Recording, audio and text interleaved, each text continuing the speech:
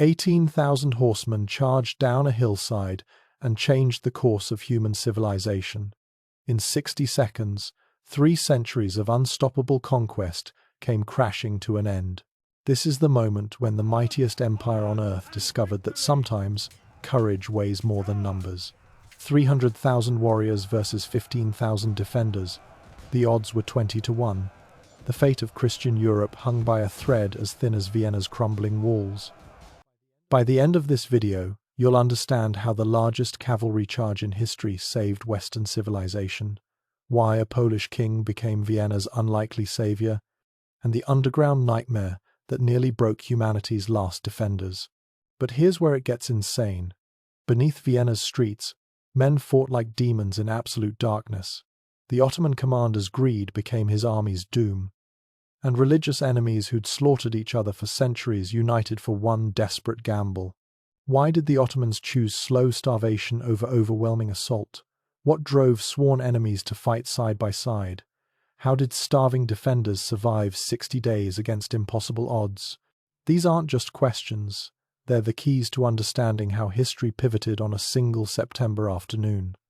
The Polish king who arrived like divine intervention, the tunnel warfare that broke men's minds, the moment when mathematics turned into massacre. This is the story of the siege that made the Ottomans mortal, where the crescent moon met the cross's shadow, and where courage multiplied while numbers divided. Picture 300,000 warriors converging on one city. Imagine yourself on those walls, watching the horizon turn black with enemy banners. The largest army ever assembled in Europe versus a handful of exhausted defenders. What happened next defied 4 centuries of military logic. To understand how 18,000 horsemen saved Europe, we must first understand the empire that had never been stopped. If you're fascinated by the untold stories of history's most decisive battles, hit that like button and subscribe for more epic war content. Ring the notification bell to witness how outnumbered defenders changed the world. Now, let me take you back to the summer, when Europe's fate balanced on a knife's edge. The year was 1683, and the Ottoman Empire stood as the superpower that swallowed nations. From the gates of Morocco to the Persian frontier, from the Ukrainian steppes to the Sahara's edge, the Sultan's word moved armies like chess pieces across 3 continents. This was an empire that had devoured the Byzantine legacy, crushed medieval kingdoms, and turned the Mediterranean into a Turkish lake. Vienna represented the golden apple, both symbolic and strategic prize. Control Vienna, and you control the Danube. Control the Danube, and Central Europe opens like a book. The city stood as Christianity's eastern fortress, the cork in the bottle that kept Islamic expansion from flooding westward. Enter our cast of titans. Kara Mustafa Pasha, the ambitious Grand Vizier whose dreams of glory would birth a nightmare. Sultan Mehmed IV, the hunter, more interested in his hounds than his empire, leaving Kara Mustafa to chase destiny alone. These men commanded history's most disciplined war machine. But Europe? Europe was fatally divided. France and the Habsburgs locked in generational hatred, Catholics and Protestants still bleeding from the 30 Years' War. King Louis XIV of France secretly celebrated. Every Ottoman victory weakened his Habsburg rivals. Christian unity existed only in prayer books. The ghost of 1529 haunted Ottoman dreams. Sultan Suleiman the Magnificent had failed to take Vienna. Weather, logistics, and stubborn defenders had forced history's greatest sultan to retreat. 54 years later, that failure still stung Ottoman pride like a poisoned thorn. What happened next defied belief. While Europe squabbled, the Ottoman Empire mobilized with terrifying efficiency. One command from Istanbul set hundreds of thousands in motion, a unified war machine versus a fragmented continent. The mathematics spelled doom. The Janissaries formed the empire's steel spine. Stolen as children from Christian families, they were forged into living weapons. No families, no distractions, just absolute devotion to Sultan and conquest. Each Janissary was worth 10 ordinary soldiers, and 40,000 marched toward Vienna. Then, something occurred that nobody expected. Reports reached European courts of unprecedented Ottoman preparations. Not just another raid, this was total war. Cannon foundries worked through the night. Supply trains stretched to the horizon. The Ottoman Empire was bringing everything. Spring 1683 brought the avalanche. Mehmed IV declared jihad. Kara Mustafa received the sacred banner of the Prophet. The message thundered clear: Vienna must fall. The golden apple would crown the Ottoman Empire as Europe's master. History held its breath as the world's mightiest military machine turned its gaze northwest. But in the spring of 1683, the Ottomans made a decision that would either crown them masters of Europe or destroy them utterly. The Ottoman host defied counting. 100,000? 200,000? Some witnesses swore 300,000. The uncertainty itself became a terror weapon. What's certain is this: it was the largest army to threaten Europe since the Mongols, a moving city of war that darkened 20 miles of road. The Janissaries marched at the army's heart, 40,000 of the finest infantry on earth. Stolen as children, forged into living weapons, they knew no trade but war. Their discipline was legendary. While European armies might break and run, Janissaries died where they stood. Each worth 10 ordinary soldiers, they formed mountains of discipline that had shattered kingdoms. Supporting them came the Sipahi cavalry, the Ottoman knights who'd perfected mounted warfare. Armed with composite bows, sabres, and lances, they moved like flowing mercury across battlefields. 50,000 horsemen who could shoot backwards at full gallop, wheel and charge in perfect formation, or dismount and fight as infantry. But numbers don't tell the whole story. The Tartars of Crimea joined 20,000 steppe wolves who lived for plunder. These auxiliaries served as the army's eyes and terror. They swept ahead, burning everything, driving refugees toward Vienna to consume precious supplies, psychological warfare perfected over centuries. The logistics staggered comprehension: 60,000 camels, 40,000 supply wagons, field bakeries, armories, hospitals, an entire civilization on the march. The Ottomans brought not just warriors but the infrastructure of conquest. This wasn't a raid, it was permanent expansion. Against this tide stood Count Ernst Rudiger von Starhemberg, the immovable, a Protestant commanding Catholics, a man whose iron will would become Vienna's backbone. He commanded 15,000 professionals, good troops, but desperately outnumbered. Every calculation showed the same result: mathematical annihilation. Vienna itself prepared for apocalypse. Every church bell was melted for cannons, citizens drilled with pikes, women learned to carry ammunition, children practiced running messages through bombardments. The city transformed from commercial hub to fortress. But the walls, those walls were the problem. Built for medieval warfare, they now faced modern artillery. Then came the message that changed everything. Leopold I, Holy Roman Emperor, abandoned his capital. The court fled west, leaving Starhemberg to his fate. Panic rippled through Vienna's streets. If the emperor himself ran, what hope remained? But Starhemberg stood on the ramparts and declared, "Vienna holds, or Vienna dies. There is no third option." Geographic reality compounded the crisis. Vienna controlled the Danube crossing and the Alpine gateway. Lose Vienna, and nothing significant stood between the Ottomans and the German heartland. Paris itself lay only hard marching away. Every European court understood Vienna was civilization's breakwater. July brought the storm. Ottoman advance guards appeared, Tatar raiders who swept through the suburbs like locusts of war. Behind them, dust clouds announced the main host. Refugees flooded the gates with horror stories. Entire villages erased, churches burned. The Ottoman military machine ground forward with inexorable purpose. Here's where it gets insane. Kara Mustafa ordered a massive military parade. For 3 days, the Ottoman army displayed its might, regiment after regiment, cannon trains that seemed endless. The psychological message was clear: resistance is suicide. Surrender now and receive mercy. Fight and face annihilation. But the defenders had one advantage nobody counted on. Vienna's citizens refused to break. Bakers, merchants, housewives, ordinary people who chose to become extraordinary. They looked at those overwhelming numbers and made a collective decision that still gives historians chills. They would fight to the last child. Pattern interrupt.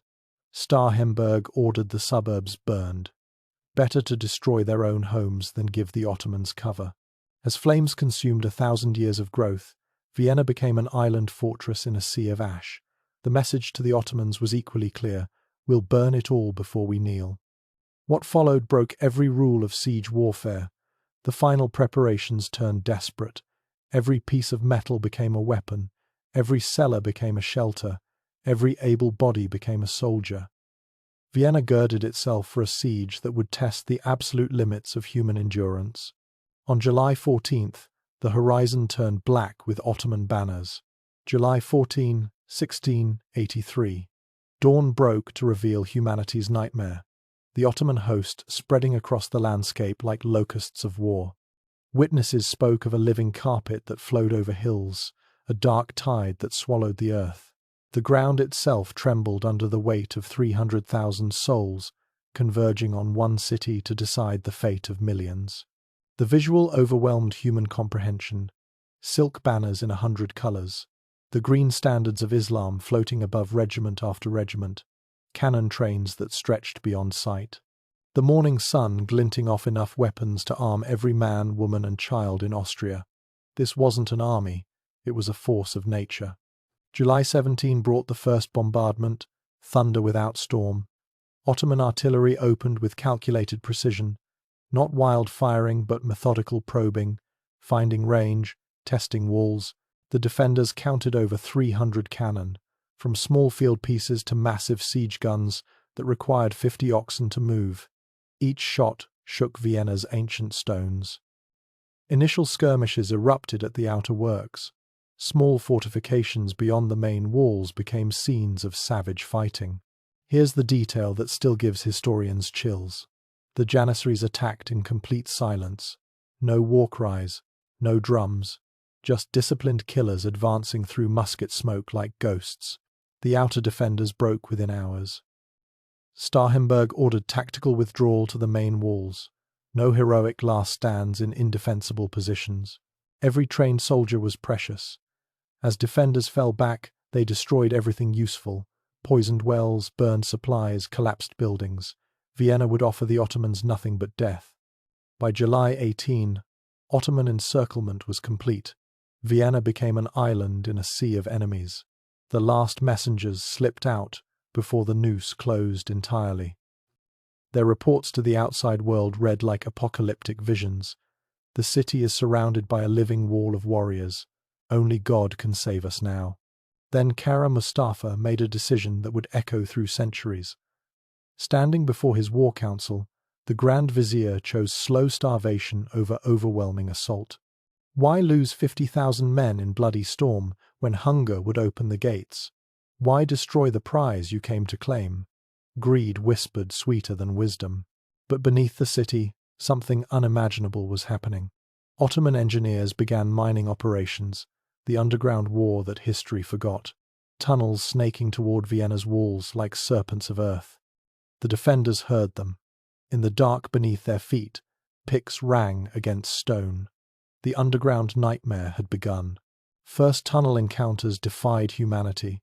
Austrian miners broke into Ottoman galleries 30 feet below ground, hand-to-hand combat in absolute darkness. Men strangling each other by touch. Knives finding flesh in spaces too tight to swing swords. Cave-ins burying fighters alive. Enemy and friend entombed together. What happened next remains military science's greatest case study. Vienna's civilians mobilized with unprecedented unity. Women became ammunition carriers, running powder to the walls through bombardments.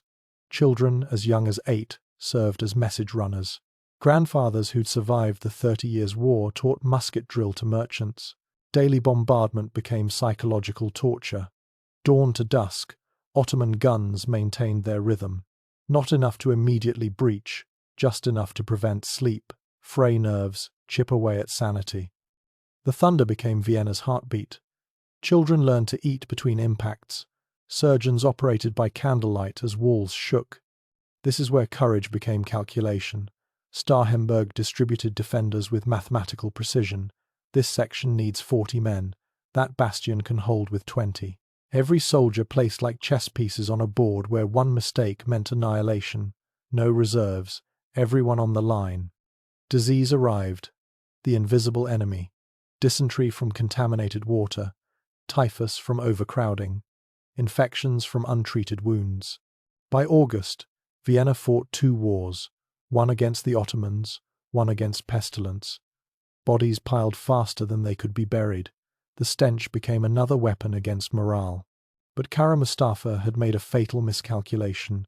His Ottoman trenches crept closer, serpents of earth approaching the walls, zigzagging to avoid defender fire.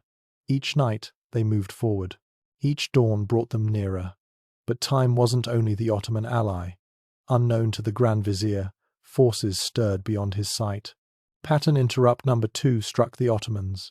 Strange rockets rose from Vienna's walls. Not weapons, but signals. Coded messages to watchers on distant hills. The defenders still hoped, still believed rescue might come. Kara Mustafa dismissed them. Who would dare attack his mighty host? Food began running out. Horse meat sold for gold. Cats disappeared from streets. Leather soup became a delicacy. Children grew skeletal. But here's what the Ottoman chronicles tried to hide. The defenders' spirit refused to break. Starvation arithmetic faced empire's abundance, yet Vienna held. The tunnel war escalated into hell beneath earth. Both sides used primitive explosives. Entire sections collapsed, burying dozens alive. Survivors spoke of fighting in spaces so tight they couldn't stand, of recognizing enemies only by the language of their dying screams, of emerging from shifts underground unable to stop shaking. By August, Vienna was dying by degrees, but then something extraordinary began happening across Europe. August transformed Vienna into humanity's nightmare. Horsemeat became memory. Now rats fetched premium prices. Leather boots boiled into soup that tasted of desperation. Tree bark ground into flour that turned bread into sawdust. Mothers chose which child ate today. The mathematics of starvation wrote itself on hollow faces. The tunnel warfare escalated beyond comprehension. Both sides abandoned humanity in those earthen veins. Fights with mining picks, men drowning enemies in mud. The wounded left to die in darkness because rescue meant death. Sappers worked naked to feel cave-in vibrations on their skin. This is where legend meets documented fact. Hand-to-hand combat reached new depths of savagery. In spaces too tight for weapons, men bit throats, gouged eyes, crushed windpipes. Austrian and Ottoman engineers killing each other with bare hands in absolute blackness. The only light came from explosive flashes that revealed glimpses of underground hell. Cave-ins became weapons. Engineers deliberately collapsed tunnels on enemy miners. Living burial as tactical choice. Survivors emerged mad, speaking of friends and foes dying together in earthen embrace. Of continuing to fight while dirt filled their mouths. Of feeling enemy heartbeats slow against their chest. Then came mathematics turned into massacre. The Great Mine Explosion. Ottoman engineers packed a massive chamber with gunpowder beneath the Lobel bastion. The detonation on August 12 opened hell's mouth. A section of wall simply vanished. Defenders thrown 100 feet. In the crater, janissaries poured through, Vienna's death seemingly assured. But the real battle was just beginning. Kahlenberg himself led the countercharge. Citizens with pitchforks joined soldiers with swords. In that crater, grandmother fought beside grandson. The breach became a meat grinder that consumed 1,000 lives in an hour. Somehow, impossibly, the defenders held. But God, or luck, had other plans. As Vienna bled, Leopold's desperate appeals finally found receptive ears. The Polish parliament did the unthinkable, voted to send their army abroad. King Jan Sobieski, who'd spent his life fighting Ottomans, recognized destiny's call. What happened in the next 60 seconds defied belief. Sobieski didn't just bring soldiers, he brought hope. 20,000 Polish warriors, including 3,000 Winged Hussars, the finest heavy cavalry on earth, a force that had never known defeat. David had found his sling. German princes overcame centuries of hatred. Protestant and Catholic commanders who'd slaughtered each other's armies now shook hands. The Duke of Lorraine brought 20,000. Bavarian contingents added 11,000. Saxony, Franconia, Swabia, ancient enemies united by greater threat. Mathematics began shifting. Here's the detail that still gives historians chills. The combined relief force reached 70,000, still outnumbered perhaps 3-1, but no longer facing impossible odds. More importantly, these weren't conscripts but Europe's finest warriors, veterans who'd spent lifetimes perfecting war. Sobieski's march became legend. 400 miles in 2 weeks, through hostile territory, crossing rivers under fire, his winged hussars maintaining their armor despite summer heat. Every delay might mean Vienna's fall, yet the Polish king maintained iron discipline.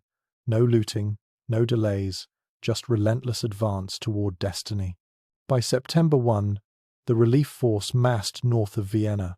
Signal rockets from Kahlenberg mountain told Starhemberg's salvation approached. But Vienna might not last another week. September 111 became Vienna's final agony. The walls crumbled. 16 major breaches gaped like mouths. Ottoman artillery had fired 30,000 cannonballs, each chipping away at hope. Defenders down to 3,000 effective fighters from 15,000. The rest were dead, wounded, or too sick to stand. Civilians filled the gaps. Bakers with halberds, merchants with rusty swords, women with pikes, children throwing stones. What followed would haunt soldiers for generations. Ordinary people choosing extraordinary deaths. A tailor holding a breech alone for 20 minutes. A grandmother pouring boiling oil until Turkish sabres cut her down. The Ottoman final assault preparations began.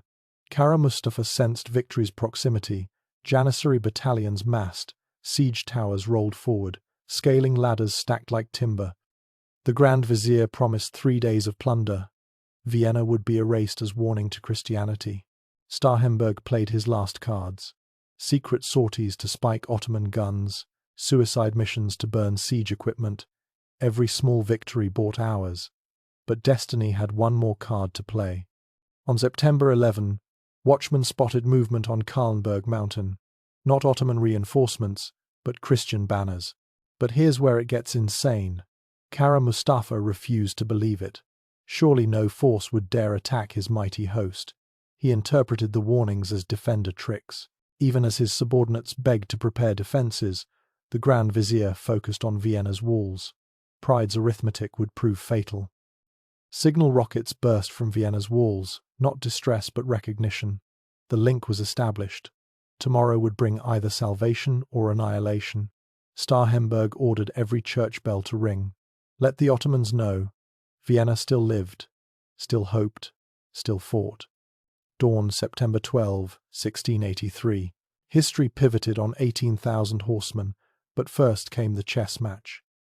The relief army positioned on Kahlenberg's slopes, 70,000 Christians against 150,000 Ottomans.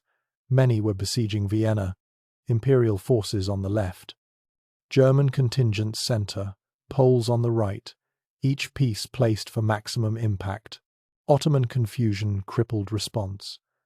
Kara Mustafa divided between maintaining the siege and facing this new threat. Worse, command structure fractured. Some commanders wanted full withdrawal from Vienna. Others urged aggressive defense. The Grand Vizier chose neither, fatal indecision. Initial probing attacks began at dawn. Austrian infantry descended first, testing Ottoman positions. The response revealed everything. Ottoman forces were scattered, uncoordinated, surprised. What should have been an impregnable position showed gaps, chaos where there should be order. Then mathematics met miracles. The Imperial forces engaged the Ottoman right, drawing reserves.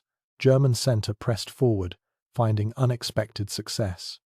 Ottoman resistance stiffened, Janissaries proving their reputation. These mountains of discipline didn't break easily. Musket volleys swept advancing Christians like scythes. But Sobieski watched, waited. The Polish king read the battlefield like scripture. He saw Ottoman cavalry reserves committed piecemeal, saw gaps opening in their lines, saw the moment approaching when courage would weigh more than numbers. His winged hussars stood ready, steel angels awaiting divine command. Statistical shock registered across both armies. 180,000 men in motion across miles of battlefield, the largest concentration of military force in European history. Cannon smoke turned noon to twilight. The ground itself seemed to burn. This wasn't battle, but collision of civilizations. Ottoman resistance began cracking. Not breaking, cracking. Elite Sipahi cavalry charged German positions, but found themselves unsupported. Infantry units fought magnificently in isolation. The Ottoman army's greatest strength, iron discipline, became weakness without unified command. Each unit fought its private war. Here's the detail that still echoes through military academies. Kara Mustafa's command post remained at the siege lines, not the battle. The Grand Vizier couldn't abandon his obsession with Vienna, even as his army needed leadership. Messages took precious minutes. Orders arrived obsolete. Coordination collapsed. By 4 p.m., the battlefield resembled organized chaos.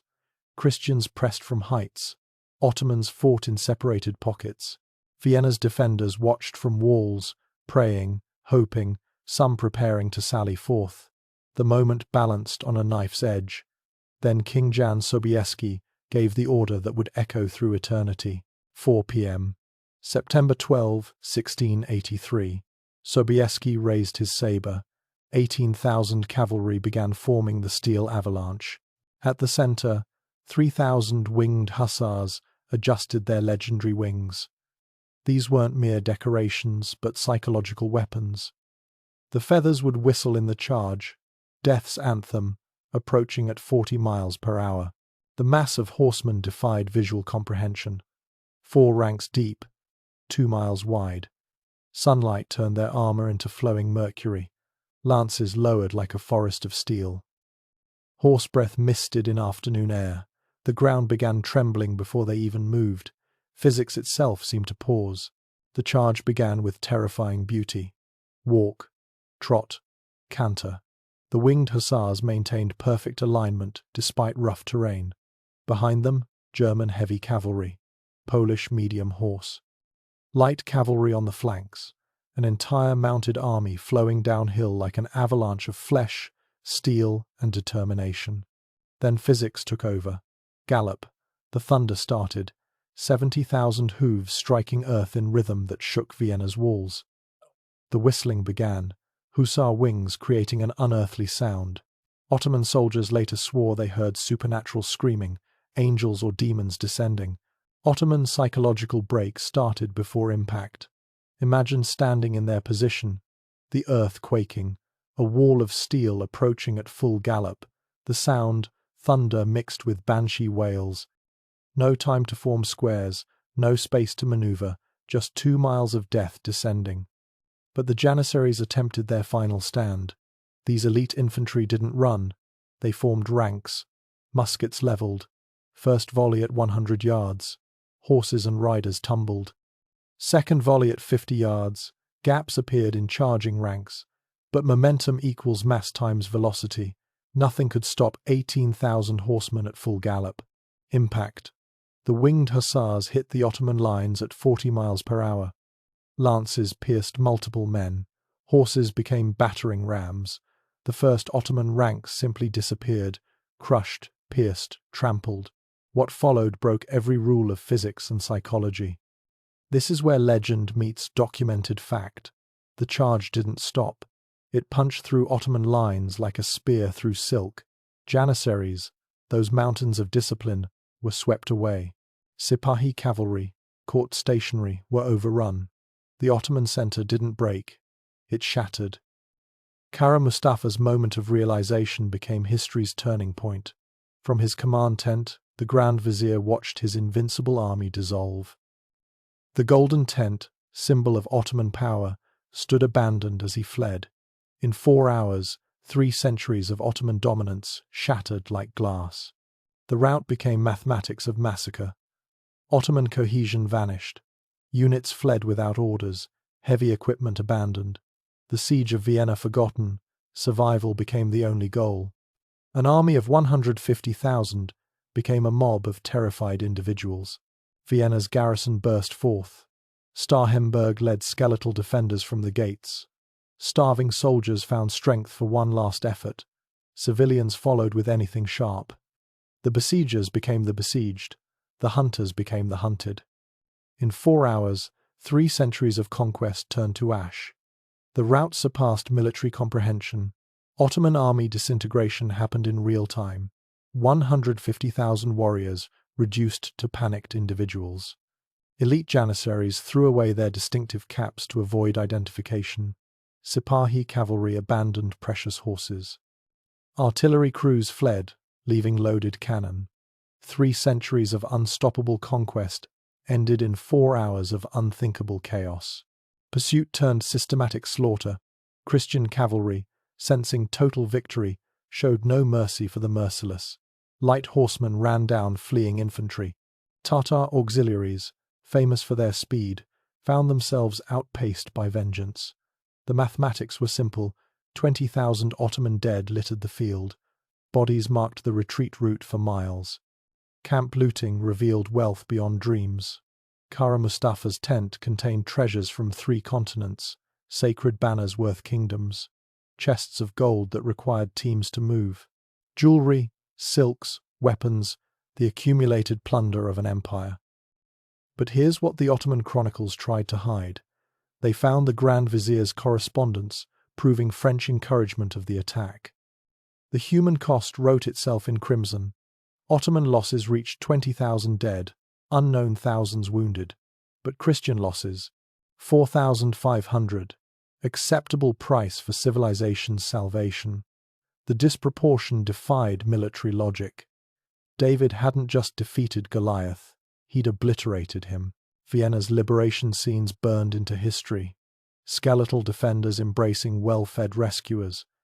Children seeing sunlight after 2 months underground. Families reunited, or discovering who hadn't survived.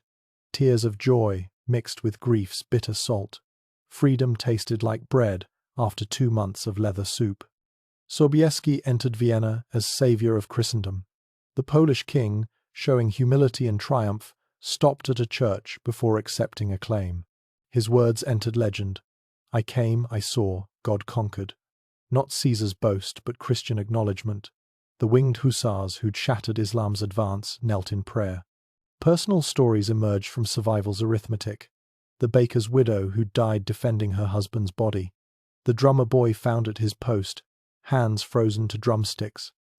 Count Kahlenberg, the immovable, collapsed from exhaustion in Sobieski's arms, victory's weight finally breaking iron will. What happened next defied every law of warfare. Sobieski prevented the typical 3-day sack. Vienna had suffered enough. Instead of looting, the relief army shared supplies. Protestant and Catholic soldiers, who'd slaughtered each other for generations, now shared bread with starving civilians. Crisis had forged unity from hatred. Kara Mustafa fled through the night, golden dreams transformed into nightmares. The Grand Vizier who'd promised his Sultan Vienna's keys now carried only shame. Behind him, the greatest army ever assembled in Europe dissolved like morning mist. Ahead waited only the silk cord, Ottoman tradition for failed commanders. But victory's price hadn't been paid yet. The immediate political consequences rippled outward. Leopold I, the fleeing emperor, rushed back to claim credit he hadn't earned. Sobieski, the true hero, found himself politically sidelined. German princes squabbled over captured Ottoman treasures. Unity, forged in crisis, began fracturing in victory. The Ottoman retreat became a running disaster. Harassing cavalry turned withdrawal into bleeding, supply trains captured. Stragglers slaughtered. The army that had moved like clockwork now stumbled in chaos. Every river crossing became a killing field. Autumn rains turned roads to mud that swallowed artillery. Statistical shock reverberates through history. 60 days that changed the world. A siege that should have lasted weeks stretched to 2 months. 15,000 defenders had held against 300,000. Mathematical impossibility made real through human will. Vienna's survival rewrote the rules of siege warfare. This moment would echo for 3 centuries. The high watermark of Islamic expansion into Europe, the beginning of Ottoman retreat, the birth of a new European consciousness. From Vienna's ashes, Europe's phoenix rose, the siege that transformed the continent's destiny. Pattern interrupt. But Kara Mustafa's story wasn't over. Reaching Belgrade, the Grand Vizier found emissaries from the Sultan, not reward but judgment. On December 25, 1683, Christianity's holy day, the silk cord ended Kara Mustafa's ambitions, strangled by deaf mutes in Ottoman tradition. The man who'd nearly conquered Europe died in shameful silence. Immediate transformations began. Vienna, nearly erased, would be rebuilt as Baroque jewel. The trauma transformed into triumph's architecture. Churches rose where mosques might have stood. Coffee houses opened, serving the brew discovered in Ottoman camps, civilization's bitter gift from its would-be conquerors. But Vienna's salvation was only the beginning of a transformation that would reshape the world. The immediate pursuit into Hungary began Europe's counterstrike. What started as desperate defense transformed into offensive warfare. Christian armies, united by victory, pressed into Ottoman territory. Fortresses that had stood for centuries fell in months. The empire that had only known expansion discovered retreat. The Ottoman Empire's permanent decline started on those Vienna fields. Never again would Turkish armies threaten Europe's heart. The Treaty of Karlowitz in 1699 would confirm what Sobieski's charge began. Ottoman retreat from Europe. Empires redrawn with Vienna as the pivot point. Hungary liberated. The Balkans contested. The historical tide reversed. Kara Mustafa met his fate. Silk cord of failure on Christmas Day, 1683. The Grand Vizier, who dreamed of praying in street. Stephen's Cathedral died in Belgrade, strangled by the Sultan's deaf mutes. His execution marked more than personal failure. It symbolized the empire's inability to adapt, to accept that expansion had limits. The Treaty of Karlowitz in 1699 codified Vienna's consequences. The Ottoman Empire ceded Hungary, Transylvania, Croatia, and Slovenia. Lines on maps that would shape centuries. The Habsburgs ascended from desperate defenders to continental power. Vienna transformed from frontier fortress to imperial jewel, its architecture still echoing triumph. The Polish-Lithuanian Commonwealth experienced its swan song. Sobieski's victory marked Poland's last moment as Europe's savior.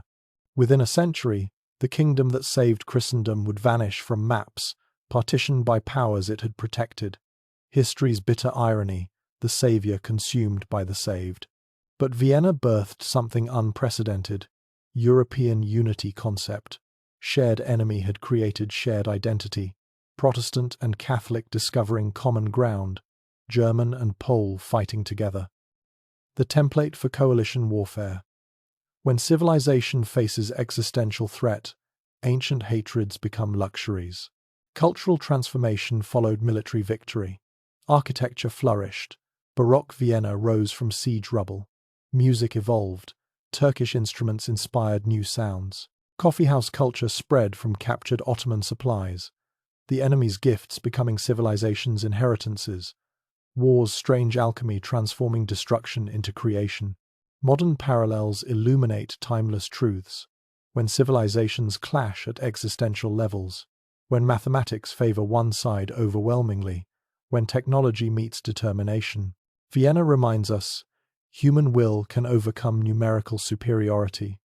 Courage, properly applied, multiplies while fear divides. The philosophical weight bears examining. 15,000 held against 300,000. Individual choice, aggregating into historical pivot.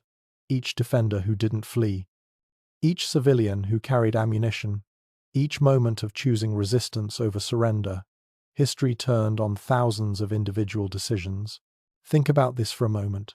The siege proved individuals matter in history's great movements. Not just kings and generals, but bakers and mothers. The grandmother who died pouring boiling water.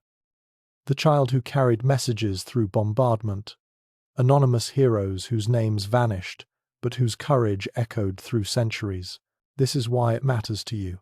Vienna, 1683, demonstrates that overwhelming odds aren't destiny, that civilizations rise and fall on ordinary people making extraordinary choices, that sometimes, at history's hinges, courage does weigh more than numbers. The Winged Hussars charge remains history's greatest cavalry action, but the true victory was forged in 60 days of anonymous heroism, in tunnels where enemies died embracing, on walls where merchants became warriors, in streets where starvation met defiance. 18,000 horsemen proved that sometimes, in history's crucial moments, courage does weigh more than numbers. The Ottoman Empire came to Vienna with everything. They left with nothing. And Europe? Europe discovered it could stand as one. The echo continues. Every time civilization faces existential threat, every moment when mathematics favor tyranny, every instance where individuals must choose between easy surrender and impossible resistance, Vienna whispers across centuries, sometimes courage is enough.